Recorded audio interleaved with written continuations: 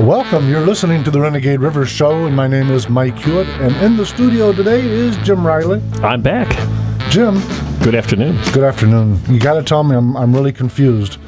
Government says it's shut down, but it looks like 83% of the government is still operating, except for the parts that are most obvious to the citizenry, like, say, the World War II monument or the bags over the tops of the heads of Mount Rushmore.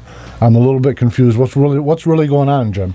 Well, what's going on is that the federal government, under the control of Commander-in-Chief Barack Obama, is trying to punish those Americans and those legislators who support reducing the, or might to a minor extent, the effects of the Obamacare debacle, which, of course, is so bad that the computers, after a week, are still not working. Nobody can sign up on this mess.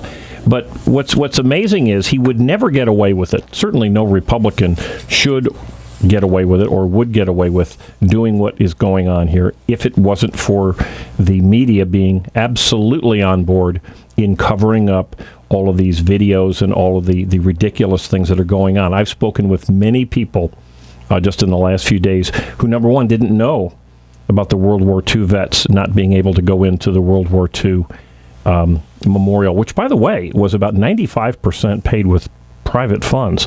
Almost nobody on the left is aware of the fact that if you are near Mount Rushmore, there are any number of roads that will take you to the Mount Rushmore monument, and all along those roads are pull-offs so that you can stop your car and you can look out the window or you can take photos. The federal government has set up cones, those traffic cones, to keep people from pulling over into parking lots that are specifically made available by, one would think, taxpayer money to take a look at Mount Rushmore. We're finding that in Florida, there is apparently a big area of the ocean that is under some type of federal control. They're telling the fishermen that they can't fish out there. And there are any number of equally ridiculous situations that this very petulant, petty little government headed by Barack Obama, a petty little man, it seems, certainly if you judge him by his actions, these things are going on. You can be sure if George Bush was doing this, or Vice President Sarah Palin had been involved in this in any manner, that this would be front page news. You wouldn't be talking about Miley Cyrus last night on Saturday Night Live. The entire show would have been dedicated to the idiocy that we've been seeing just in the last week. And yet, ABC and NBC this morning, and almost all of the other regular media, have absolutely, I think, abandon any pretense of objectivity, and they're hiding it. They're not. These are legitimate. We got videos of people throwing the cones away and pulling their cars into otherwise blocked off areas so that they and their families can look at the Mount Rushmore, and fishermen, blasting through signs, saying you can't take your boat out and fish because it's a federally controlled waterway. So, if the media will allow government to do crazy things, things that are legal, I don't think that the government's doing anything that's illegal, but they're doing things that our society generally frowns upon. If the media will allow it to happen, it will not only continue to happen, it'll get worse. And folks, in the early years of Germany, there were any number of laws that were not broken. They were just very severely enforced by the leaders of the 1930s Germany. What I find fascinating is when I look at polls, like I go to pollingreport.com often, and I'll look to see, and usually it'll say like the state of the union or direction of the country or where are you at on Speaker Bonner or Obama, and it will give you a cascade of all ABC News, Fox, and all kinds of even polling companies that frankly I'm not real familiar with, but it'll give you a feel for the general across the board rather than just looking at one poll or another that could be biased. What I find fascinating when I look at them is that there's a near equilibrium between who the citizens are blaming, whether it's the House of Representatives or President Obama. And I look at these things like hiring extra employees to put the cones out so that folks can't go into parks that are normally open air parks. I can't imagine that the citizenry in total would think that that's not just ugly, mean-spirited politics. Only if they didn't know about it. That's the point. If the media is going to help Obama cover this up so that only the people who are out trying to utilize the event, if this isn't made fun of, then they can get away with it. It's an audacious standpoint. Again, they feel very comfortable. They must. They made this. My gosh, they had these planes filled of 90-year-old World War II heroes, and they felt comfortable enough to barricade. When I say they, this is Barack Obama's government felt comfortable enough to barricade these 90-year-olds in wheelchairs. Yeah, from being able to come to an outdoor. This isn't the inside of a museum, folks. This is a 90+% public paid for, or privately paid for, it wasn't government money, outdoor memorial. That's audacious. Open air walkthrough, never been employed with anybody that wouldn't. It's just absolute arrogance on the part of the administration. And they bet they could get away with it. And it doesn't seem that bet is paying off because the word ever so slowly is getting out. So I watch how government functions, and I look at all the numbers, and I say, okay, I heard this is government use of the word, not mine, but 6% of the federal employee pool are considered essential.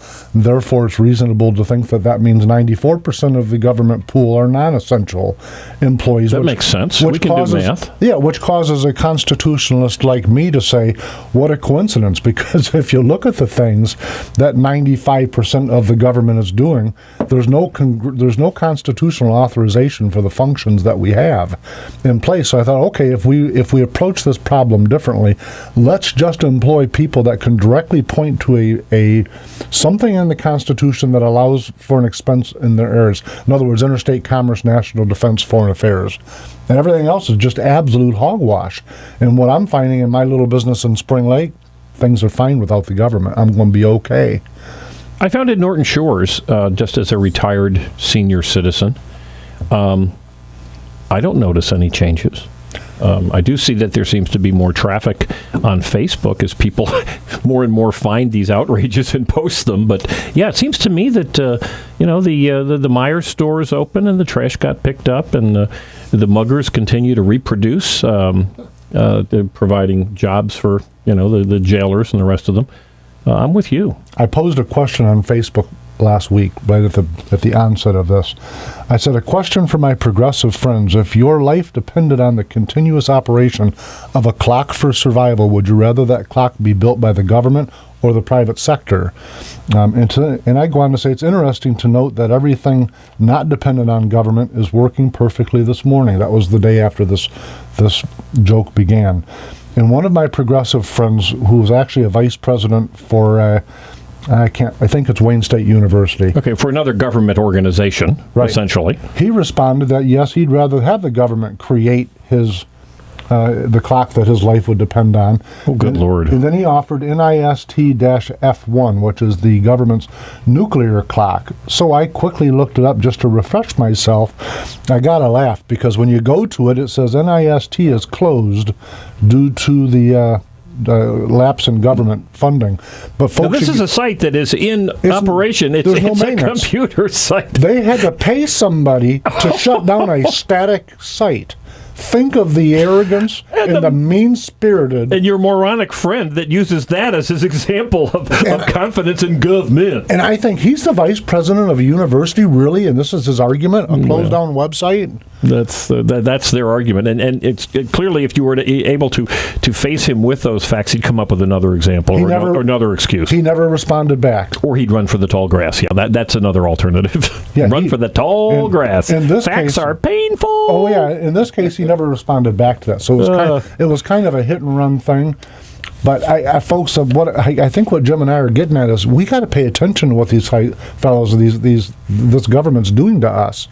Well, we're paying attention. What we need to do is to make sure that we get the word out so that people do find out what's going on. I remember on Monday when the big kickoff for Obamacare on the internet became very clearly to those of us, and I'm one of them, who would go online and see how it was working, see what my healthcare costs were going to be, because, of course, I was one of the millions of Americans who got a letter from my current healthcare provider, my current healthcare insurance company, and said because of federal law, we cannot continue to provide you with the same policy that you've had for over 5 years. So I went online. And the response, and you didn't really see much of this on right-wing radio, or you didn't see it at all, as a matter of fact. You didn't see it on Fox television or radio. What apparently on the left, and it finally filtered through me a day or two afterwards, was the president's spin on this is that, well, Apple Computers products aren't always perfect on day one, and usually that's because they're so popular. And therefore, not only is this computer snafu very similar to the very successful Apple Computer Company, but President Barack Hussein Obama is really not all that different from Stephen Jobs. And that was the spin that millions of Americans heard, and probably millions of Americans on the left believed, because I started seeing this pop up on Tuesday and Wednesday. Now, come Wednesday afternoon, they were all out there in that tall grass with your Wayne State buddy, because they were not touting Stephen Jobs and Apple Computer, because this simplest part, I mean, think about it. They've had 3 years to put together a website. This is the simplest part of any kind of healthcare. That's the gathering of your name, address, phone number, and the rest. And that it doesn't work at all. And it still doesn't work, by the way. I checked it again this morning.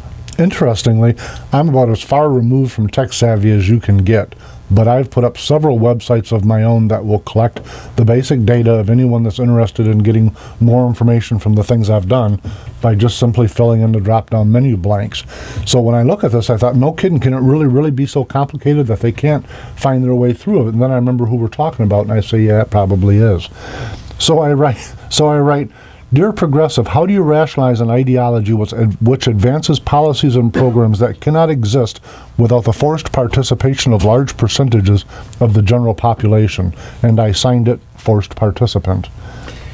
Yeah, well, there again, you probably got that tall grass response. And again, I don't think you're going to change the disciples of President Barack Hussein Obama, those who think that for whatever reason, that we're hearing from Hollywood that, oh my golly, we dare not criticize him because he's the first black president, and or those who truly believe that this vision that he has shown to be pretty tawdry is a vision that they share. The problem is that we need to get the media and the middle portion of America to see what this disaster is before it is too late. It may be too late, but the unexpected, I mean, nobody expected that something as simple setting up a website. I read a statistic, and it said something like Twitter gets more hits in a day, and Twitter's only been around a little more than 3 years, more hits in a day than this website is expected to get in a year. Right.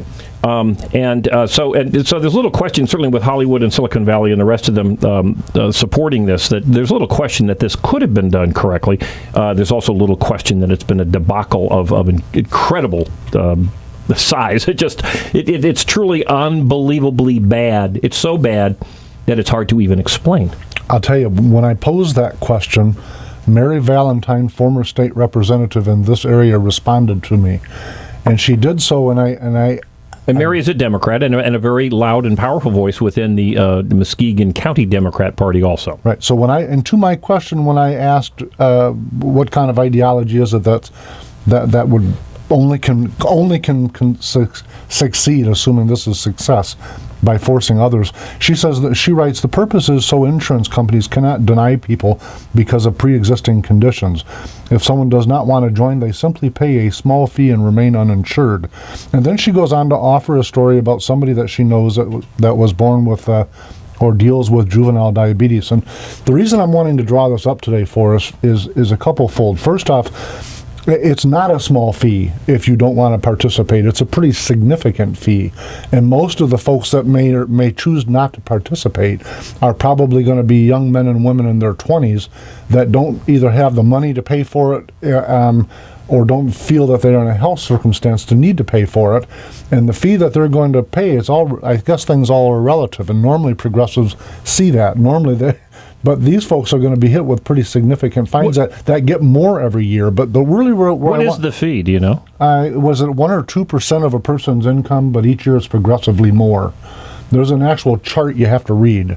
So if you made, which you can't get to the chart because, of course, the website is down. It's down. So, but she, she did something that's really kind of part and parcel. And I got to tell listeners and you both, Jim, I rarely get into my own personal house circumstance.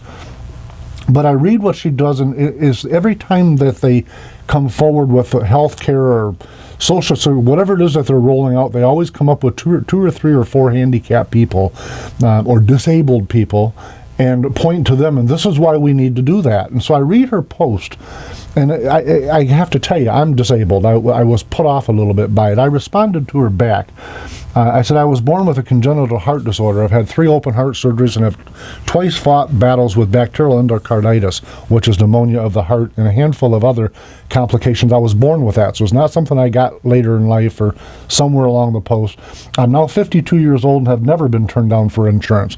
Listen again, folks, I have never been turned down for insurance. I'm at 52 years old. I've had 3 open heart surgeries and was born with a cardiac defect. So when they wheel these people up on stage, or when Mary Valentine's comes up with some personal story that may or may not be true, it makes me gag. It's just a lie. That's the problem I have with it. So now at 52 years old, having never been turned down, Oscar, don't believe me. I'm telling you the facts. I have never been turned down. I was turned down many times because of diabetes and of smoke. I was a smoker. Well, I can't help you with your personal I'm not saying choices. that, but I'm just, even if I was a smoker, it was diabetes I was turned down for. These are anecdotes, though. Guys, the facts are, though, that we do have people who did have pre-existing conditions. I had 4 pre-existing conditions, one that required 14 surgeries prior to me getting the health care, and this was with Blue Cross Blue Shield. And I had, I believe, 10 or 12 health care insurance companies who bid on my business. So, yes, I'm sure there are people who were unable to find it. There are anecdotes on both sides. But this concept, this blatant lie that if you have a pre-existing condition, you cannot get health care is not blanket, certainly across those. Certainly, how many people do you know that have had 14 surgeries and had absolutely no trouble getting health insurance? I got to tell you, the only thing that I have found to be true since they came up with this Marxist care is that now cost of premiums have more than doubled and cost of deductibles have tripled. And so I say to myself, whether it's true for you, Oscar, or not true for me, who in the heck can afford this affordable health care? What are they thinking to even have the audacity, to use that word, to call this affordable health care? It's grossly insulting. Well, I know, in order, as I've mentioned before, but in order to get the same level of health care insurance that I had with a similar deductible, a similar copay, and similar coverage, my insurance will go up 300%. Oscar, yeah, Jim, hold all those thoughts. We're going to go to a break.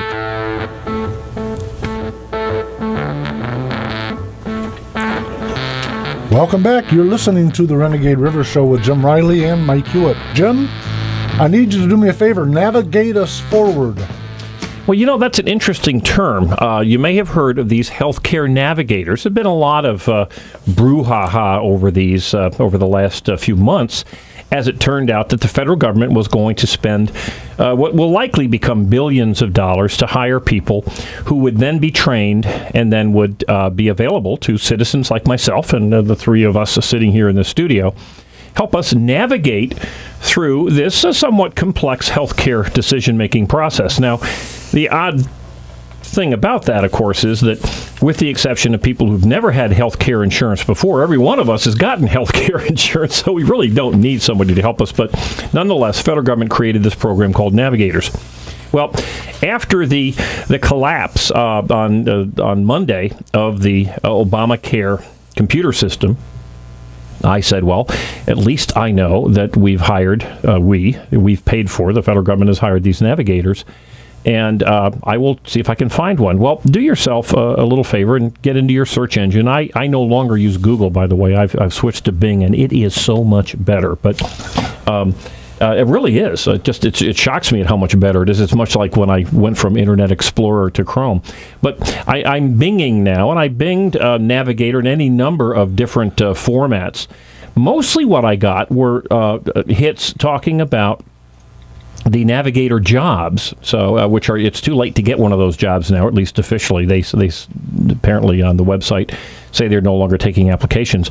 So those people that have all been hired, trained, and ready to go, I've been unable to find any Navigator per se. Now, ultimately, I did put in, I think, went to something called localhelp.healthcare.gov, and you put in your zip code, and in this case, they had some hits that did come up. One is called the Health Project, which is the mercyhealth.com. One is Muskegon Family Care, which is a clinic essentially set up to help mostly Medicaid people. One called Baldwin Family Health, which is in Grant, and that's about it. But those are the two. I called both of those. The people on the phones had no idea what a healthcare navigator was. So these navigators may exist. They may be trained. They may be knowledgeable.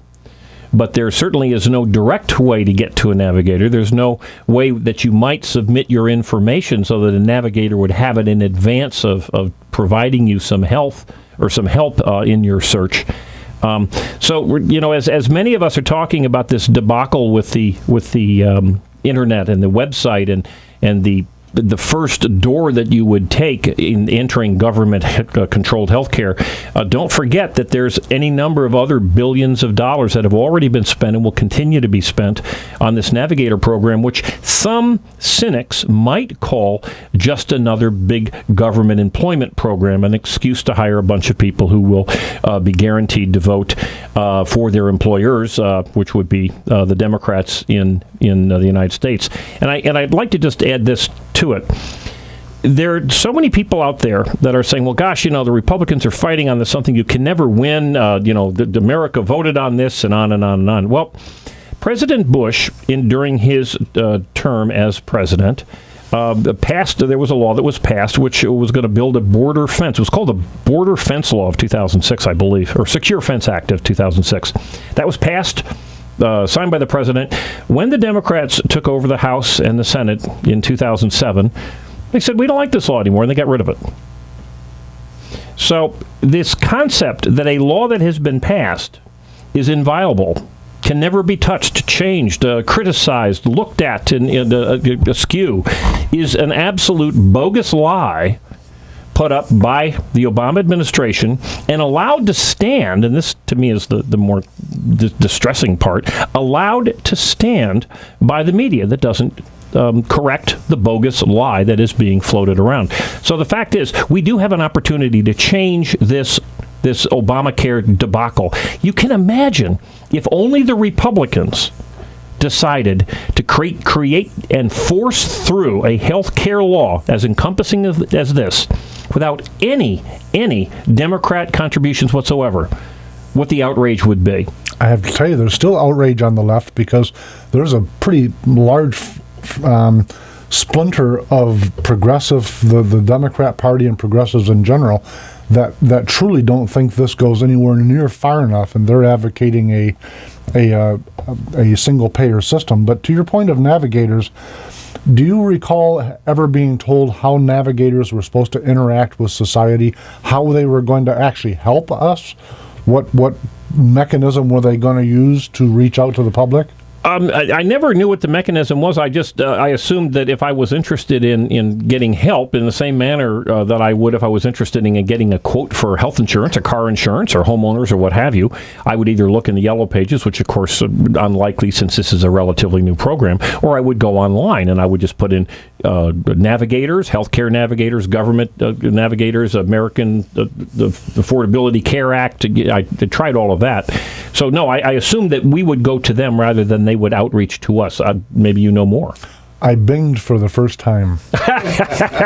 You know what? You look healthier already. Oh yeah, I'm feeling way better. Yeah, no more health problems for me. So what I'm learning while you were talking is that the way it was originally billed for only $67 million was that these navigators were literally going to be doing a door-to-door campaign to make sure the citizens of America knew just exactly how to interact with the Unaffordable Health Care I never Act. heard that. That's interesting. Yeah, $67 million for that, and of course that's never come to pass and never will. And the reason I bring it up, aside from the fact that it helped shed a little light on what a navigator really is, a navigator in this instance is a lie, is never going to happen. And unless you can stumble upon some mechanism a year from now for it to engage, that's going to fall by the wayside the same way the help from Benghazi fell by the wayside. It's not going to be. You know, what you just said there is some might say, oh, that's terribly unfair, but those so people much. were waiting for help from the federal government, the United States government, and they got, certainly they suffered a worse fate than we will suffer, but they got a similar a similar quality of help that we're likely to get from these navigators. Interesting. They're just non. In fact, the statistics say more people were sent to keep the 90-year-olds out of the World War II memorial than were sent to help the people in Benghazi. Think about that for a minute. And that's literally a factual number. That's sick, and it's true. Yeah. And I can guarantee you that if George Bush or Mitt Romney or Sarah Palin had been president of the United States when the Benghazi event happened and when this absolute shameful event happened at the World War II memorial, that last night's Saturday Night Live, this morning's TV shows, would be packed with absolute insulting sarcasm aimed at the President of the United States. Sadly, that's not the case today. You ever hear of a guy named Bob Geldof? I don't know if I'm saying Yes. Who is this guy? He says the world's going to end, by the way, folks, in 2030. I'm not sure you're pronouncing it correctly. I'm sure I'm not. I've got it on my blog. I can't say how I would pronounce it because I'm on the air right now. Bob was a pretty famous guy back, I think, perhaps in the 80s. Geldof, I think it might have been. He's actually a sir. He was knighted. Yeah. Bob was a sort of a has-been musician of some sort. I don't know if he had any hits or not, but he was one of the leaders to bring these concerts, to bring together groups of musicians to raise money for hunger. And actually, I see Oscar's shaking his head here. Jump in here, Oscar. It was Bob Geldof, was it not? Yeah, Geldof, yeah. Okay. Anyway, he's if you've ever seen him, he's exactly what you would expect of probably a 70-something rocker who's been around a long time. He doesn't appear to have all of his nuts and bolts in the correct spots. But for whatever reason, he has deemed that, quote, the world will end in 2030. And interesting, he's got an exact date. I got to like that. It's certainly better than Al Gore's. But the world will end in 2030 because of the effects of climate change. It looks like he stole Gomez Adams' suit. Well, I don't know who Gomez Adams is. From the Adams family. Oh, okay. How could you forget Gomez Adams? Because I didn't see the movie. That's why I forgot it. This guy is quite serious. It's more global warming. Well, the goofy thing to me is that you have found it in probably a different spot than I did. That this gentleman, probably a nice guy, that his ravings about anything other than music would even be worthy of any type of news event, and yet here we are in the middle of all sorts of interesting things going on in the world, and we're talking about an old druggie who's apparently a climatologist to boot. Well, encapsulate what you just said for a minute. Ravings from a nice guy. Maybe he's not nice, but he certainly was raving. He is raving. I just didn't want to take us off our path, but to me, these are the foundational people to the progressive movement and the Democrat Party in general. When I say who puts money into that kind of thinking, that's the reason I brought it up, because this is the kind of fella that thinks that Obamacare with 3 times the, before we even get going on it, 3 times the deductible makes sense. That doesn't make sense to me, but it would probably make sense to this nice guy. Actually, my deductible, if I was to pay the same amount per month as I'm currently paying under the new Obama rules and regulations, my deductible that I would have to pay first before I got any coverage would go from $1,000 to $7,500. Here's a shock for you. And that would be the same price, $1,000 to $7,500. It's insane. Well, to me, it's just, unaffordable. It's just absolutely insane. Here's a shocker for you. Illegal immigration's on the rise again. That's interesting because we know that it had slowed down because there were no jobs for these illegal immigrants to take. Why would it be on the rise, do you think? I don't know, but if you skip ahead, the United Kingdom is ending their free health care for migrants. Well, I think, when you talk about, we're changing subjects here, but if you're going to talk about the immigration problem, ultimately the real problem, of course, is that we have any number of laws, federal laws and state laws, probably some local laws down in the border states that are just simply not being enforced. And if we were to enforce those laws, things would probably be a lot different. But the real ultimate problem, because we don't have a problem in America with the migrants that used to come in and still do, and they provide a tremendous benefit to American agriculture and doing any number of other things, where they would come in and then they would go back to Mexico when the season happened to be over. The problem came about when certain states and the federal government said, if you come to our state, we will give you free stuff. You do not have to prove that you're an American citizen. We will give you all sorts of free things. We will give you free housing. We will give you free food. We will give you free medical. If you're lucky enough to have a child here, we'll make your child an American citizen. And that alone will be enough to make the rest of your family eligible for future benefits in perpetuity. We can end all of this mess simply by saying if you're here illegally, you can't get free stuff. Simple. We don't have to bus them up and get them out of here. Just stop giving them the free things. If they're unhappy being here, if they start getting thin, or if in fact they're not healthy, we can take them back to Mexico from where they came, or Colombia, or wherever it may have been, Canada, and we can drop them off, and they can get the free stuff in the country from whence they came. Now, for me, I'm all about immigration. I heartily endorse immigration. Legal immigration. I don't endorse because the things that you listed are from the same ideology that controls our governments. Think about this for a minute. The combined total of our governments in America, and this is from the Census Bureau report, you add up local, state, and federal, government employees in total now are in excess of 24 million. And you go, holy mackerel, how can that be? That's the combined total, equivalent to the combined total of all the citizens of Michigan and Illinois and most of Indiana. And are you talking now federal, state, and local, or just federal? Federal, state, and local, 24 million. I think that's probably a low number because you're probably not including school employees. You're probably not including hospital employees and clinic employees, where the vast majority of their funding comes from government. You're probably not including university employees. Probably no, definitely not in university, because I got to tell you this. It's funny that you say that, because I spent about an hour trying to drill down on just the question of who's employed by a government, whether it's county, local municipality, state, or federal, and that's without getting off into universities and schools. Sure. It's impossible to determine exactly who we employ, and it really goes to the difference of what, at least how I see it as a defining difference, but how the left and the right see the role of government. We're going to take a break shortly here, but if we could, I'd like to mention something that I think is a lot more, believe it or not, it has a lot more impact on our lives than the federal government. And that is the state and local government spending. And here in Muskegon, we have something that I think is very frightening that has just been done and will continue to be done if we don't wake people up to it. Let's pick up on that when we come back from a break, folks. We'll be right back.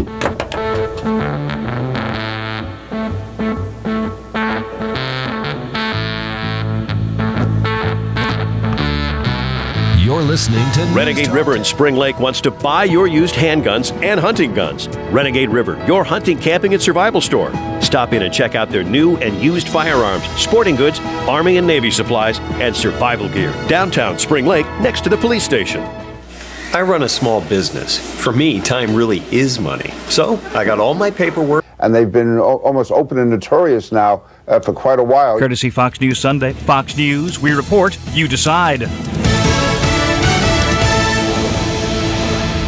Here's the official News Talk 1090 WKBZ forecast. Today, cloudy with a few showers and even a rumble of thunder possible, a high of 62. Southwest winds 5 to 10. Some clouds tonight, a low around 50 with west winds 5 to 10. Cloudy tomorrow with occasional showers and a high of 61. Northwest winds 10 to 15. And back to sunshine on Tuesday with a high of 64. And another sunny day expected on Wednesday with a high of 67.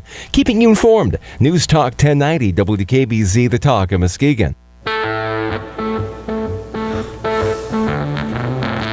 Welcome back to the Renegade River Show. Jim Riley? I'm back. I'm back too. Tell us about local government, Jim. Well, I've mentioned this back. Of course, I had the Eye on Muskegon show for some time. And if you add up the amounts of money that the average American, certainly the average person living in Muskegon County or the counties surrounding here, what you really spend in taxes and fees, most of us spend more money in local taxes, local and state, than we do in federal taxes. So certainly what the federal government does, how it borrows, the things that it spends its money on or doesn't spend its money on, it affects us. But we are far more affected by what goes on locally. Certainly roads come from, yes, there's federal money, but the roads also are funded by local money, and the decisions of which roads to repair and when to repair them. Our police and our fire, sales taxes, which of course are, as we sit here, there are groups of smarter people than us trying to figure out ways to convince people of Muskegon to increase the sales tax. We have, of course, state income tax. Just about every failed city in the state of Michigan has a city income tax. We have all sorts of fees that have been put on our telephones and our cable TV. Take a look at your electric bill and your gas bill. There are all sorts of additional fees and taxes that have been put on those bills. We here in Muskegon County, we're finding our water costs are going up dramatically. Our sewer costs are going up dramatically. Those fees and the increases for the services are a direct result, not of Barack Obama or George Bush or any of the folks who are out there in Washington. They are a direct result of what happens in our state legislature, but even more so in our county and in our city councils and townships. And I'd like to bring up one issue that just came up within a couple weeks ago. It's been building for a few years, but this is the new jail that is going to be built here in Muskegon County. Now, Muskegon County has a discretionary budget of around $42 million. They have long-term debt. This is underfunded debt of underfunding of the county employee and retirees of about something well over $100 million. They have about $100 million in bonded debt. The county has just decided about a month ago to borrow, as it turns out, almost $40 million to build a new jail. Now, the arguments to building the new jail, there are arguments on both sides. Let's just assume for the moment that this new jail is necessary. It makes sense. Well, what you can do is you can put a millage. You can say, folks, we need new jail. Here are the reasons why we would have a new jail. And then let the citizens vote on that. That's not what happened in Muskegon. As a matter of fact, almost every single county commissioner, and those are the people who make the decision here, said, no, we would definitely let the citizens vote on this. This is prior to the last election. There was never a vote. But the reason I bring this up is it was promised, much like the Nancy Pelosi, you must read the bill, you must pass the bill in order to find out what's inside it. We were promised by the chairman of the Democrat-controlled Muskegon County Board of Commissioners that the new jail would cost $23 million. And we were also told by the county administrator, Bonnie Hammersley, that there was $7 million that had been saved. It was initially over $10 million, but at this point it still was $7 million that was saved to go towards the new jail. Well, the math isn't all that tough. It's going to be we're going to need to borrow around $20 million. Well, this plan has grown now. They're adding to it a what they call a juvenile transition center, basically juvie home, which to my knowledge, there's one up where you live, Oscar, and I've heard no complaints about that whatsoever. Well, they're going to move that one, and they're going to build a brand new one. But the new juvenile transition center, which they're saying is going to cost $10 million. Well, again, if you do the math, that's about $30 million of the new jail, subtracting out the $7 million and adding the $10 million. And yet they went out, and they have the money in hand, I believe. They either have it in hand now, or they'll have it within just a few days. Almost $40 million. There's $10 million floating around in what can only be called a slush fund. We have a county that cannot pay the adequate money to cover its promises to its employees and its retirees for their health and retirement benefits to the tune of $100 million, and it's going up every year.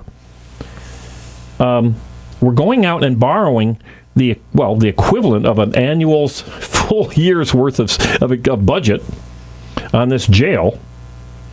And this is just one of many big expenditures that we're seeing in this county. We know that Muskegon Heights school system went bankrupt.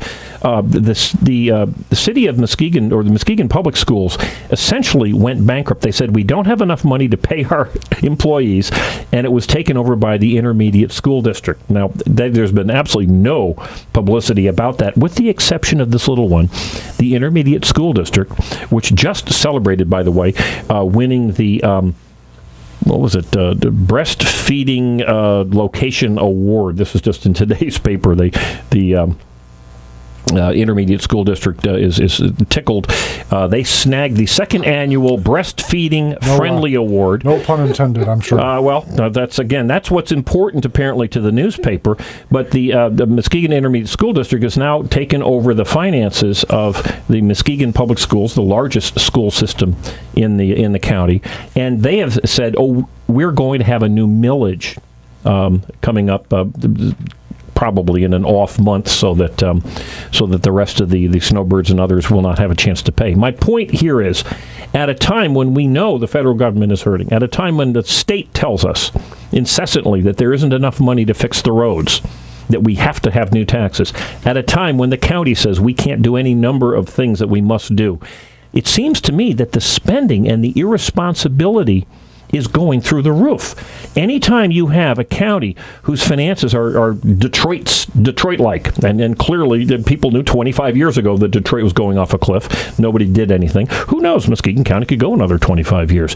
But anytime you have finances that are this mismanaged, anytime that you've got millages that are going to be passed that are going to increase taxes, not just on the rest of us, but on the companies who may or may not come into our community, or who may expand in our community, or who may just move out. It's one thing to say it's only going to cost a guy who's got a $100,000 value house, it's only going to cost him $82 a year. It's another thing when we find out when you've got a large company and you're thinking about moving here. We know that the fastest job growth city in the United States just recently was Holland, Michigan.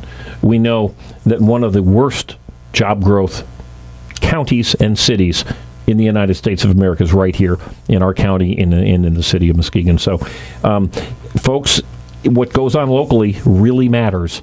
National stuff really matters also. But if you're going to sit back and take it, I can promise you they're going to give it to you. I can tell you this about all that. Just a couple things. First is that you made me think of Tip O'Neill for a minute, in as much as the only thing that I think that man ever said in his whole life I agreed with was that all politics is local. And it ought to be. He was exactly spot on, because everything that we do on a local basis will inevitably control what goes on in the federal government and what goes on locally. And in fact, I've said many times that most liberty and treasury is lost on a local basis. But the problem with it is that that is the devil part of the details. So it's a lot easier to paint with a big broad brush and look at Lansing, or especially D.C. I'll tell you though, recently, this past Monday, I want to touch on this before we run out of time, and it actually dovetails with what you're talking about today. This past Monday, I spent about an hour or so in the morning with my Senator Meekoff. And then that evening, I went to a Kent County GOP dinner event, and I got to listen to a presentation or a speech by State Senator Albert Guillory, who I think he's from Louisiana. He's the black fellow that here back 6 or 7 months ago switched. He's a state senator, and he switched parties from the Democrat Party. From Louisiana. I think it's Louisiana, but a super nice guy. But at any rate, he gave a speech that evening, and I'm dovetailing those two before I run out of time here. I had been on a push to try to build an effort to primary challenge some of the Republicans that I believe to be rhinos. I think it's a great idea. Yeah, perhaps, but I went through a little bit of an epiphany on that. And frankly, it's a result of having my meeting with Senator Meekhoff, but more so after listening to Senator Guillory describe what republicanism is. Not Republican or Democrat, but what republicanism is. And to me, I got to tell you, it was truly a profound speech that he gave. And it moved me a little bit, and it caused me to look at this whole idea of primarying a little bit differently. And I said to myself, what were the founders doing when they were trying to promote the new Constitution? And the answer is they were looking to educate the constituency. They were looking to educate the citizenry. And it causes me to say, rather than fight in the same districts over and over again, and for instance, in the House of Representatives, there's, depending on who's telling the story, somewhere between 10 and 15 of the House 110 seats that are right marginal. They can be a Republican, they could be a Democrat from election to election.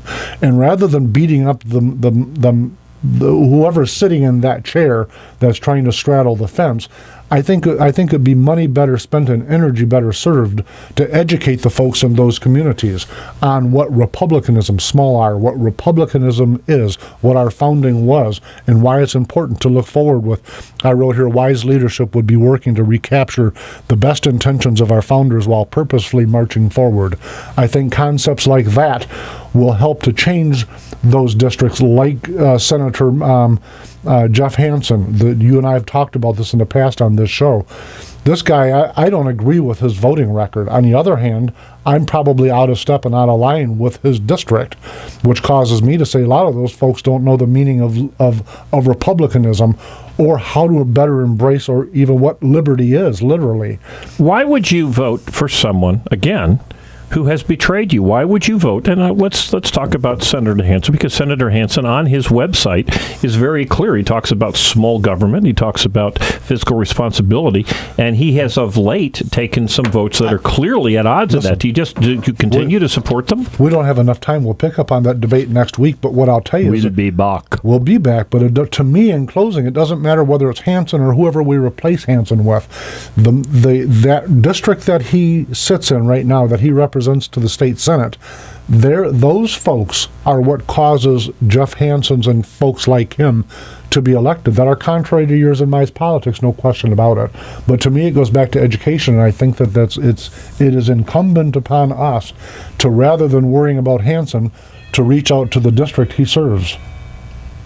We are going to disagree and have fun next week, I think. I'm looking forward to that one, folks. Folks, I appreciate everyone listening. Next Sunday at high noon, we will be back. And next Sunday, by the way, we're going to talk about the new addition to Renegade River, the Consignment Emporium. Ooh, sounds good. Thanks, folks. Talk to you next Sunday.